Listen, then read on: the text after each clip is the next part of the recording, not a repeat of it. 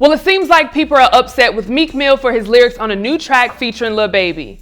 In the song, Meek would rap, "Yeah, and if I ever lack, I'm going out with my chopper. It'll be another Kobe."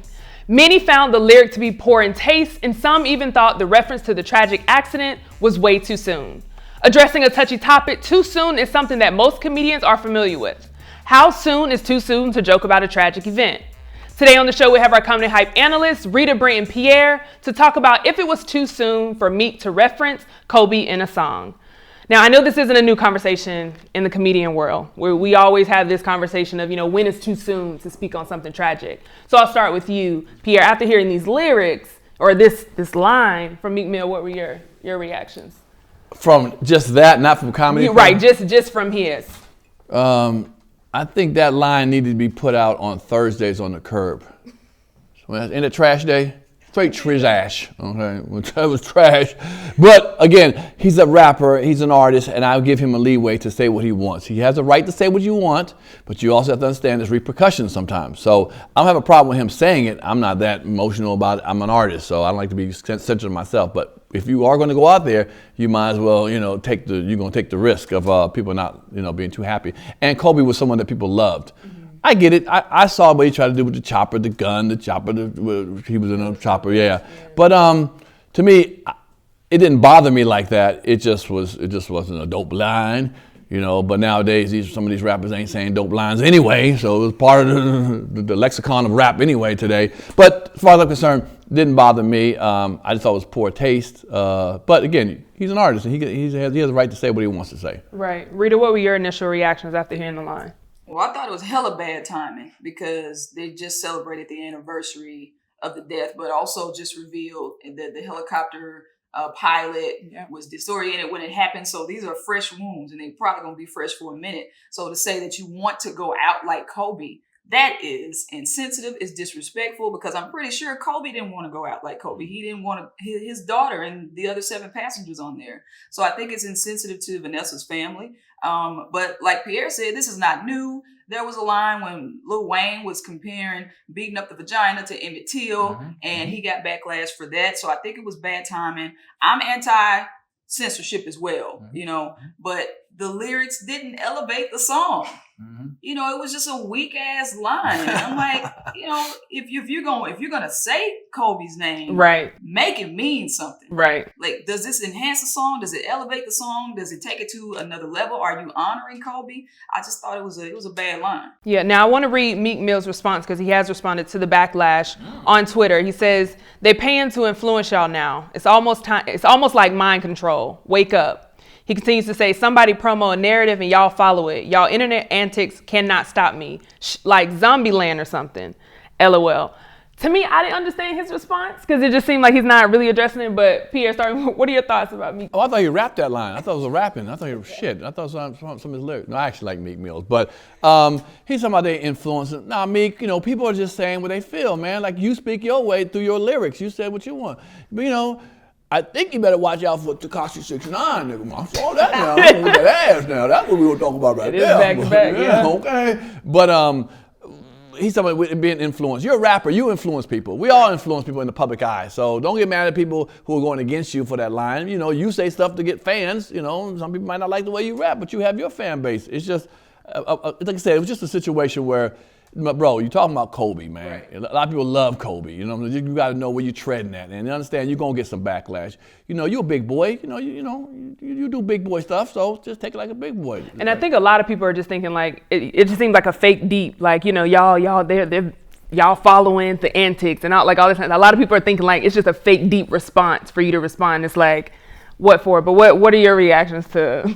Yeah, I was totally disconnected when I saw that tweet. Like, we not the zombies. Right. You're the one who went for the low-hanging fruit for a rap lyric. Right. You could have said a whole bunch of other shit. Right. So, where's your vocabulary? Or this shock value thing. Yeah. Where you're like, well, let me say Kobe's name to bring some attention to it. And I'm, like I said, like, even as a comedian, as an artist, when I came out with the song Kamala, I knew that I was going to get some backlash from it, but I was prepared, so I ain't going to say nothing and not be ready to defend it. Right. So for Meek to just kind of shun and wave off the people with genuine reactions to what he said, that's a little dismissive. As an artist, how did you respond to that backlash? Like, you went in knowing that you're going to get that backlash. How did you respond to it once you did receive it? Well, first of all, I asked myself questions before I even made the song. Why am I making it? Why am I passionate about Kamala? So I went into it with integrity in mind for making the song. And I think a lot of rappers or just some artists just don't have integrity in their lyrics. Mm-hmm. They're just trying to do metaphors and rhyme by any means necessary, So I knew my research, because I had folks screenshotting me, calling me a coon for supporting Kamala. And I'm a Black woman too, so I was ready for it. I blocked a lot of people, but some people I went head to head with them, but you got, if you're going to put it out there, you got to be ready to respond. There it is. Now, Steve Harvey talks about on Comedians in Cars Getting Coffee, he talks about on the day of a tragedy, comedians typically have the joke in mind, but you just know not to share it. As a comedian, when do you know to speak on a tragedy? It's not really when, but the formula for comedy, almost all comedians know, is tragedy plus time equals comedy. So most comedy, if you listen to comedy, it's about tragedy, about being poor, not having something. No one says, hey man, I'm happy today, my life is going good. Like, where's the joke? So it's always, comedy's all about tragedy. You got to sometimes put your big toe into the hot water and see when's it ready. You got to try it. I mean, I remember after 9/11, some people dipped in that sucker about a week later, about 5 days later, and you got to feel there's a crowd laughing and whatever. But and before you know it, time goes and then you can. But very rarely can you start a tragic story, do a joke, the day of, the night of, and get received well, right. So that's so I can't tell you the time, but it's going to take some time. The more tragedy it is, everyone understands and feels a certain kind of way. Some people just don't want to hear about that right now. In fact, they go sometimes to a comedy club to escape what they just heard, or the badness of the situation, or whatever. So there you go. And I think the quality of the joke matters. Yeah, sure. What comes to mind for me is Dave Chappelle when he joked about Anthony Bourdain and his suicide. And he compared it to his friend. And I was like, it was cringeworthy, but he brought it together full circle. Right. That wasn't, nobody even said anything about Chappelle, much about him in an Anthony Bourdain joke. So I think the quality of the joke matters. If it's a good joke, if it means something, people can receive it better than what I consider low-hanging fruit. And you're just teasing without a purpose. But honestly, how long had he been dead? A year or two by the time he did that joke? I think so. Yeah, so a year or two, yeah. But had he done it the night of his death, I wonder how that would have worked. Yeah. And I think, like you said, it's the quality. And it's Dave Chappelle too. Right. Yeah, it's like he can pretty much say anything. Yeah, like, I can't do that. I can't do some jokes on here with y'all going crazy in the put it in the comments. And on that tip, I love Black women, okay? I love dark-skinned women. All my girlfriends been dark or brown. Damn. Woo-wee!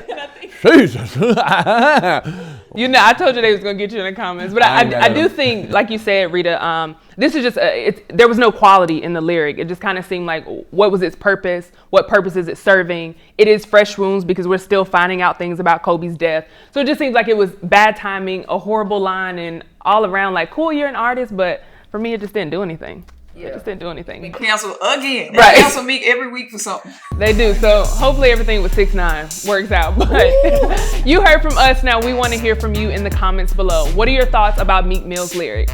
For Comedy Hype News, I'm Symphony Thompson. Do you know the comedy culture? Play Comedy Hype, the game. Out now.